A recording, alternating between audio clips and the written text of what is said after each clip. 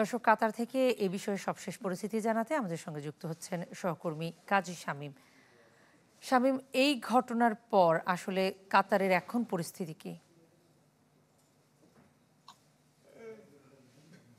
আপনাকে জানিয়ে রাখি যে আজ মঙ্গলবার কাতারের লোকাল সময় স্থানীয় সময় বিকাল ঠিক 4টা নাগাদ এই সময়টাতে বিকট শব্দে দোহার রাজধানী দোহার একটি অংশ থেকে বিকট শব্দ আসছিল।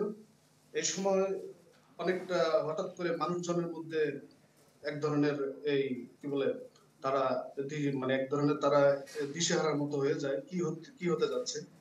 তো পরবর্তীতে জানা গেল যে এই কাতার স্বরাষ্ট্র মন্ত্রণালয় তারা জানিয়েছেন যে কাতার স্বরাষ্ট্র মন্ত্রণালয় ঘোষণা করেছে যে দোহা হামাসের রাজনৈতিক ব্যুরোর বেশ কয়েকজন সদস্যের আবাসিক সদর দপ্তরে কাপুরুষোচিত ইসরায়েলি হামলার পর পরিস্থিতি এখন দোহায় নিরাপদ রয়েছে।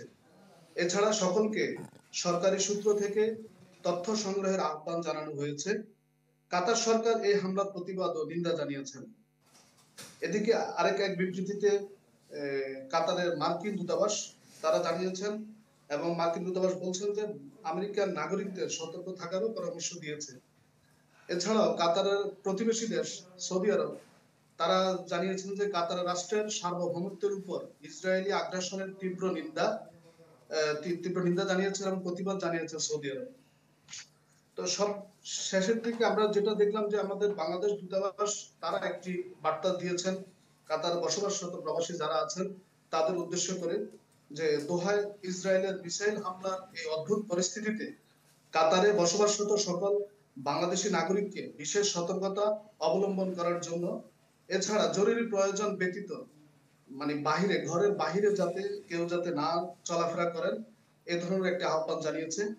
এছাড়া আরেকটি বিশেষ বার্তা তারা জানিয়েছেন বাংলাদেশ দূতাবাস থেকে, যে কাতার আইনের প্রতি শ্রদ্ধাশীল থেকে কাতার সরকারের যে নির্দেশনা থাকবে সেই নির্দেশনা যাতে তারা মেনে চলে।